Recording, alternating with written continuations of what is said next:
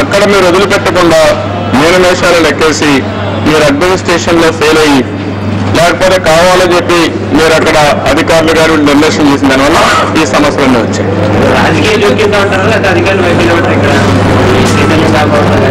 నేనేమంటానంటే ఇవన్నీ కూడా అనలైజ్ చేయాల్సిన అవసరం ఉంది. అనేక విషయాలు ఎక్స్క్యూజ్ చెప్తున్నారు, 107 చెప్తున్నారు, ఇలాంటి చాలా చెప్తున్నారు. ఇవన్నీ కూడా అధ్యయనం చేయాల్సిన అవసరం ఉంది. ఎందుకు ఫెయిల్ అయ్యారు? ఎందుకంటే క్యాచ్మెంట్ ఏరియాలో వర్షం పడిందని సిడబ్ల్యూసీ కూడా వీళ్ళకి చెప్పిందని కూడా అంటున్నారు. వాళ్ళు ఎప్పుడు చెప్పారు? సిడబ్ల్యూసీ కూడా యాక్టివ్గా ఉండాలి. ఈరోజు నేషనల్ లెవెల్లో నేషనల్ డిజాస్టర్ అథారిటీ ఒకటి పెట్టారు. ఆ అథారిటీ ప్రకారం ఏ రాష్ట్రంలో ఏం జరిగినా వాళ్ళు ముందుకొచ్చి ఒకవేళ నేచర్ కెలామిటీస్ ఏదైనా కావచ్చు, వాళ్ళు ఇవన్నీ చేయాల్సిన అవసరం ఉంది. వాళ్ళు ఏం చేశారు? అల్టిమేట్ గా కేంద్ర ప్రభుత్వం కూడా నిర్లక్ష్యం కనబడుస్తుంది. రాష్ట్ర ప్రభుత్వం కాబట్టి కేంద్రం కూడా ఈరోజు ఇంత పెద్ద విపత్తు వస్తే ప్రధానమంత్రి రాకుండా పోవడం, దీన్ని జాతీయ విపత్తుగా డిక్లేర్ చేయకుండా పోవడం, ఏదో కంటి తుడుపుగా వచ్చిపోవడం ఇది కరెక్ట్ కాదు. సీరియస్ గా తీసుకోవాల్సిన అవసరం ఉంది.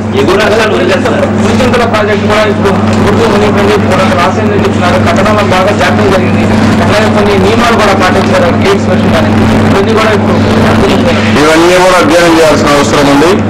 మేము ఎప్పటి నుంచో చెప్తున్నాం, ఈ ఇరిగేషన్ ప్రాజెక్ట్స్ అన్ని కూడా సబ్స్టాండర్డ్ ఉన్నాయి. దానివల్ల చాలా ప్రమాదాలు వస్తున్నాయి. ఈరోజు శ్రీశైలంలో కట్టిన క్వాలిటీ కానీ స్టాండర్డ్స్ మీరు చూస్తే ఈరోజు ఆ రోజు కేఎల్ రావు వీళ్ళంతా మంచి ఇంజనీర్స్ చాలా బాగా కట్టారు. దానివల్ల మనకు ఉపయోగపడింది. ఈరోజు చూస్తే డబుల్ డిశ్చార్జ్ వచ్చింది. 12 లక్షలు 13 లక్షలు క్యూసెక్స్ ఆఫ్ వాటర్ డిశ్చార్జ్ చూస్తే 26 లక్షల క్యూసెక్స్ ఆఫ్ వాటర్ డిశ్చార్జ్ చేశారు.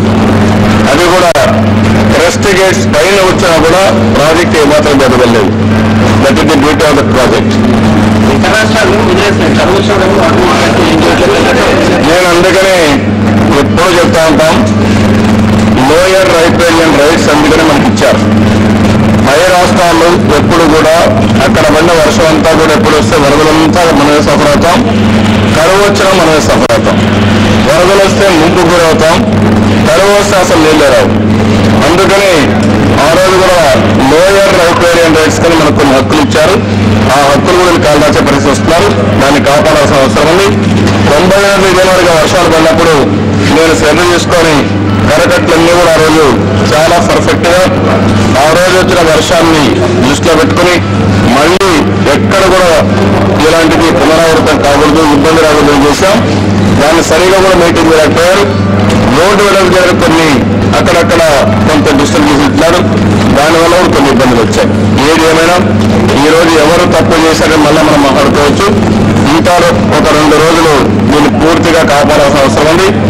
చాలా ఇంటెన్సివ్ పెట్రోలింగ్ పెట్టి ఎక్కడికక్కడ జాగ్రత్తలు తీసుకొని అవసరమైతే ఇక్కడి నుంచి ఆవనగడ్డ వరకు 55 కిలోమీటర్లు ఏదైతే కరకట్లు ఉన్నాయో 2 సైడ్లు కూడా ఈ కరకట్లు పూర్తిగా కాపాడుకుని ఎక్కడా బ్రీచెస్ లేకుండా చూసుకోవాల్సిన అవసరం ఉంది.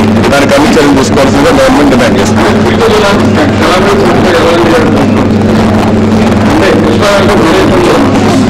ఇవన్నీ కూడా మనం డిస్కస్ చేయాల్సిన అవసరం ఉంది. ఈరోజు ఇక్కడ వర్షం విపరీతంగా పడింది. 100 సంవత్సరాలు ఎప్పుడు లేనంత వర్షం వచ్చింది. అందులో గవర్నమెంట్ ఫెయిల్యూర్గా ఉంది. వీళ్ళు ముందుగానే ఊహించుకొని సిడబ్ల్యూసీ కానీ ఇక్కడ రాష్ట్రంలో ఉండే ఇరిగేషన్ డిపార్ట్మెంట్స్ కానీ నేషనల్ డిజాస్టర్ మేనేజ్మెంట్ కానీ ఇవన్నీ ఉన్నాయి.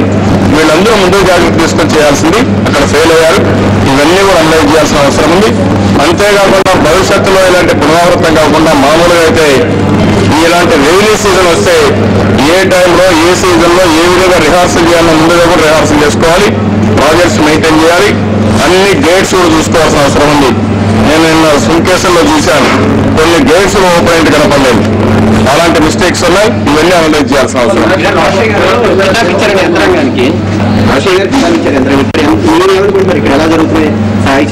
నేను ఇప్పుడు ఎవరిని గురించి ఈ రోజు నేను మాట్లాడడం కరెక్ట్ కాదు.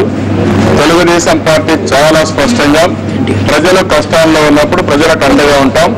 అన్ని విధాల వాళ్ళని ఆదుకోవడం కోసం మేము ప్రయత్నం చేస్తున్నాం.